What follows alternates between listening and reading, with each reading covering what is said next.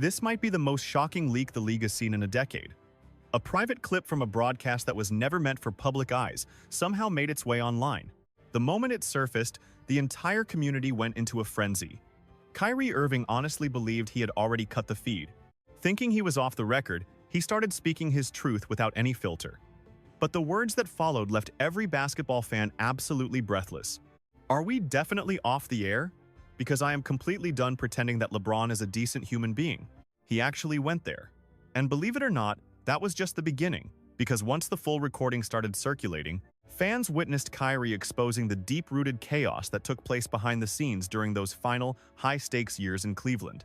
We are talking about ego battles, front office manipulation, locker room friction, and that manufactured sense of brotherhood they sold us. Everything the public believed about their partnership turned out to be nothing more than a carefully crafted facade. As soon as that footage hit social media, the basketball world spiraled into total pandemonium. It was a complete institutional meltdown. Timelines were drowned in disbelief, as if people were watching the sport's history being rewritten in real time. Yet, for those who tracked the team back in 2017, this felt familiar. The friction had been simmering beneath the surface for years, just waiting for the right moment to explode. This trace goes all the way back to that July when Kyrie demanded a trade, choosing to walk away from the biggest stage in the world. Now, 8 years later, he is finally admitting what many suspected. Playing in LeBron's shadow was never about family, it was about being controlled. That revelation sent internet detectives into a frenzy. Fans began scouring old interviews and footage for hidden clues. Those instances where Kyrie looked completely fed up at the podium or isolated on the bench suddenly carried a heavy new meaning. These were not just random reactions, they were red flags. None of us are getting a free pass tonight, and it goes far beyond just Kyrie's perspective. Remember that time a reporter asked if LeBron was a father figure, and Kyrie shut that narrative down in a heartbeat? That exchange hits differently now because asking me if a teammate is my dad was an absolutely insane move from the jump. Man, that was wild. No cap. That was a straight-up crazy thing to ask. He is only a few years older than me. Soon, fans were scrutinizing every greeting, every smirk, and every distant look on the sidelines, realizing they were all pieces of a massive puzzle that no one had noticed. By the time the social media storm settled, one fact remained undeniable. Kyrie Irving was never meant to be anyone's second fiddle. He was always an elite superstar on his own terms, long before any of this LeBron drama started clouding his reputation. Let's be real. LeBron's loyalists love to act like Kyrie didn't shoulder an equal burden during those championship runs. But anyone who witnessed Game 7 in 2016 knows the cold truth. Kyrie was the one who hit the shot. That legendary three-pointer over Curry secured the title and handed LeBron his third ring. Without that bucket, the legacy debate would sound completely different today. Let's stop pretending that Kyrie wasn't operating at the exact same elite level as LeBron throughout that entire postseason. Kyrie essentially saved his skin because LeBron was playing it safe in the corner, basically asking Kyrie to go out and win it for him. To truly grasp how this resentment festered, we have to travel back to 2011, when Kyrie first arrived on the Cleveland hardwood. Long before the media circus, the trade demands, or the high-profile returns, Kyrie was the city's chosen one. The clock is winding down. Kyrie lets it fly. He buries it. Kyrie Irving was the man.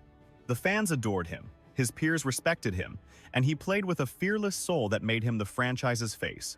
He wasn't interested in hunting for clout or engineering massive super teams to win championships.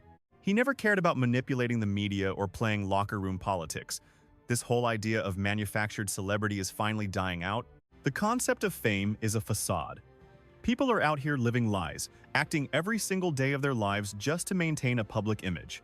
They aren't even being authentic. But Kyrie? He was just a hooper, pure talent, pure effort, and zero interest in the background noise. When Cleveland chose him as the #1 overall pick in June 2011, the entire city erupted with joy. There was finally a sense of hope again, and Kyrie offered them something genuine. He arrived from Duke after a brief but electric college career. From his very first professional appearance, it was clear he was built for the brightest lights in the league. As a rookie, he put up 18.5 points and over 5 assists, shooting incredibly well from both the floor and the perimeter. Those weren't just freshman stats, they were the marks of a future legend. When he claimed the 2012 Rookie of the Year award with nearly every vote, no one was surprised. That was merely the opening act. From 2012 through 2014, Kyrie simply reached another level of greatness. He was dropping 22 points a night, constantly evolving his game and dominating the headlines with his sheer skill on the court. By the time 2014 arrived, the rookie label was a distant memory. He took over the All-Star game with 31 points and 14 assists, making an MVP performance look like a casual afternoon run. But what truly defined Kyrie wasn't just his ball handling or his jumper. It was his mental approach. He didn't need drama to prove his worth. The man was a pure gym rat. Every scouting report from his teen years to the pros told the exact same story. A quiet, locked-in kid who craved the rock, not the cameras. His old man hammered that mindset home early. You're carrying a high-performance luxury motor under the hood. If you stall out, the whole squad breaks down. That piece of wisdom became his gospel, and he brought that heavy burden straight into the big leagues. Grind in silence, stay out of the fray, and let the buckets do the talking. He lived by the code of keeping your chin down and letting the work scream for itself. To the organization, he wasn't just some flashy playmaker. He was the cornerstone, the literal bedrock they were stacking their future on. And for a hot minute, that was the gospel truth. A fresh-faced royalty in the land, untouchable and absolutely dominant on the hardwood. Long before the static, the King's homecoming, or the media vitriol, Uncle Drew was already lighting it up, etching his legacy one crossover at a time. He never gave a damn about the clout. That blue-collar grit made him the ultimate icon for a city like Cleveland. No need for manufactured drama, fair-weather cliques, or press-box mouthpieces. All he wanted was the beautiful, raw essence of the game. Just a kid with wizard-like ball handling, a jumper that didn't miss, and the soul to reignite a city's dying hope. Fast forward to 2014, the dues were paid in full and the crown was earned. The new kid tag was officially dead. An elite all-star, the franchise's heartbeat, and for a fleeting moment, the very spirit of Cleveland hoops. But right when he held the entire city in the palm of his hand, with a legacy building in the shadows, the whole script got torched overnight. 2014 hit like a freight train when the King suddenly declared he was reclaiming his throne back home. 4 seasons after bouncing to chase rings in South Beach, he pulled a total U-turn with 0 heads-up. No ring, no text to the young star, total radio silence. In the blink of an eye, the Cavs went from being Kyrie's kingdom to LeBron's personal sandbox. The moment that "I'm coming home" bomb went off, the entire basketball world shifted its axis. And get this, Kyrie learned the news just like every other fan, staring at his screen while scrolling through social media. Think about that for a second. You're the main attraction. Then you find out your entire career trajectory just pivoted because of a social media post. He was completely blindsided. I discovered the homecoming the same way you did, just like everyone else on the planet. I had 0 inkling and 0 time to get my head right. It's not like I had spending my prime as his wingman on my list of goals. Seriously, I was clueless. The house he'd built stone by stone wasn't his house anymore. Suddenly, he wasn't the lead actor. He was relegated to the Robin role. The shift was seismic. The suits upstairs started folding to every demand the King made. The coaching staff tossed their playbooks to cater to one man, while the talking heads rewrote the narrative by morning. Every lens was locked on the King. His image consultants, brand managers, and press lackeys completely swamped the locker room. Look, sharing the court with him means a tidal wave of cameras. It's a constant tug-of-war over who's telling the story. You're talking about massive spin doctors and heavy-duty locker room politics on a daily basis. Suddenly, the Cleveland Cavaliers weren't just a ball club. They were a traveling stage for one man's pursuit of history. The bright lights never left his side. Kyrie just kept grinding, same world-class talent, same tunnel vision, same relentless hustle. But the atmosphere had soured. Because when the King returned, he didn't just bring his jump shot.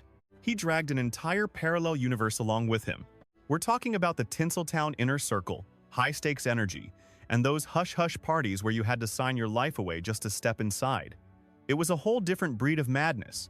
All of a sudden, names like the bad boy mogul and industry titans were looming over the Cleveland scene. It wasn't about the game anymore. It was about clout, power plays, and keeping a grip on the room. The team's soul started to rot. The brotherhood vibe died, replaced by cold corporate interests. The energy felt murky, staged, and suffocating.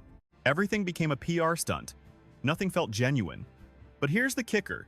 Kyrie's gut feeling was right on the money. Vintage snapshots began resurfacing. Grainy footage leaked out showing the King deep in the mix at those wild bashes thrown by that famous mogul. That was the moment fans started piecing together the puzzle.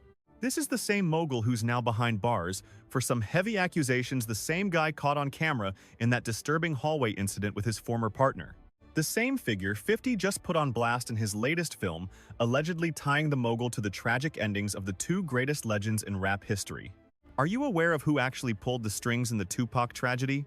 I can't say for sure, but with the perspective I have now, I believe that man played a massive role in that legend's passing. That was the company the king kept.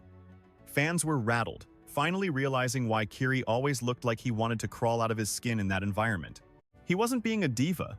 He was just shielding his spirit from the darkness. He sensed that toxic atmosphere long before the public noticed. It wasn't about ego or jealousy. He was trapped in a space that had become artificial and power-obsessed. From that moment, his whole perspective shifted. The front office, the press, even casual banter, it all revolved around the orbit of LeBron. For a soul like Kyrie, built on self-reliance and truth, it felt like oxygen was running out. His irritation wasn't about missing the limelight. It was about his spirit being erased. Kyrie always prioritized internal frequency, and the real ones understood that. When that frequency turned sour, he had to bail. Bron's hunger for authority stretched way past the baseline. He craved total mastery over the story, his reputation, and exactly who shared his jersey. He manipulated executive decisions like he was playing both superstar and general manager. The irony? Years ago, he ditched Ohio, claiming the brass was spineless. Yet, upon his return, he made them even more subservient because the entire world revolved around him. Returning to the Cavs wasn't just about rings. It was about absolute dominance. Before that, he played the martyr in Cleveland, swearing he lacked the firepower to win like other icons did. But honestly, when the heat turned up, he went looking for a safety net. He bolted for Miami to join Wade and Bosh, turning that trio into a fortress of security. But once he realized Cleveland had snagged Kyrie, a rising magician with unmatched confidence, he came flying back. This wasn't a sentimental homecoming, it was a chess move. Those short-term contracts weren't standard business.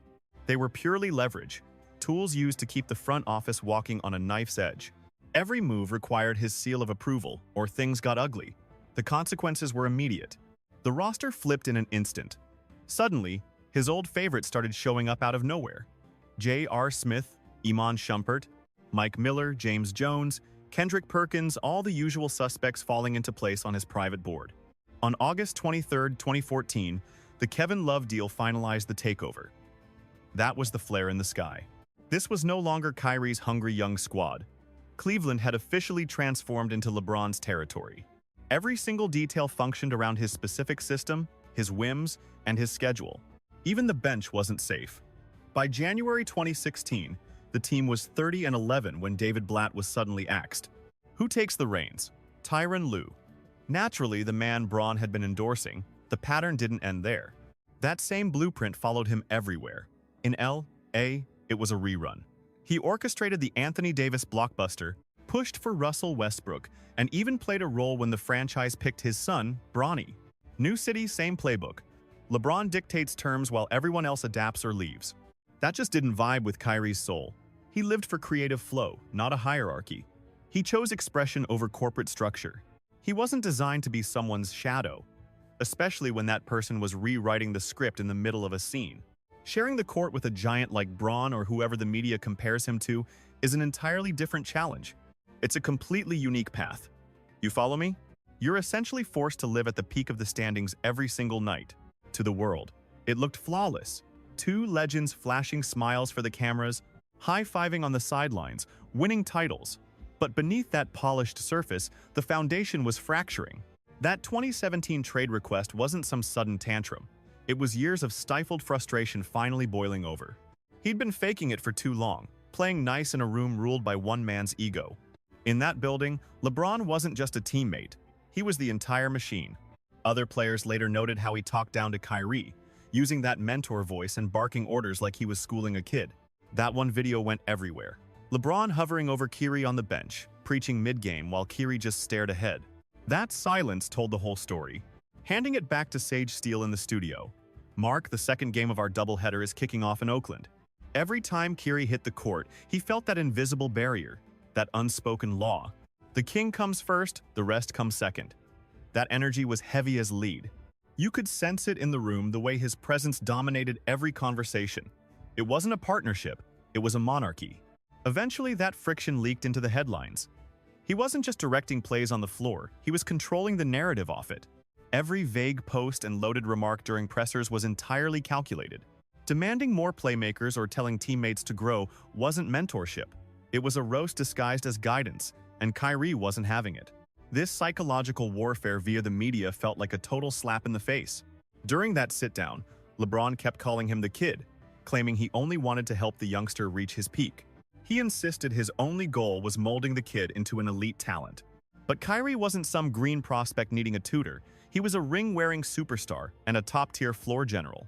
When the 2017 trade whispers surfaced, the truth emerged. Kyrie wasn't a traitor, he was a runaway. He didn't just quit the land, he tunneled his way out of a prison. In the shadows, management had been shopping him for Paul George without uttering a single word to him. Just as they'd always bowed to LeBron, they treated Kyrie like a disposable chess piece, leading him to claim he'd finally escaped. That statement resonated because it wasn't a retreat, it was an extraction from a poisonous culture. His skills were undeniable, yet his perspective was completely ignored. Learning the front office was stabbing him in the back killed any remaining loyalty. Once the news leaked, LeBron's reaction was telling. He immediately played the shocked card, acting like he was completely out of the loop. It was a desperate attempt to look innocent, but the critics weren't convinced. Stephen A. Smith unloaded, arguing that LeBron was fully aware and cared more about his brand than the truth.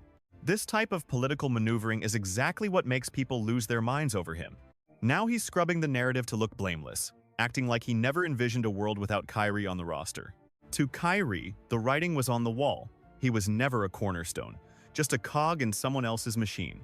He realized he was a tool, not a partner, so he chose the nuclear option, disappearing entirely. No texts, no calls, just total radio silence before dropping the bombshell trade demand.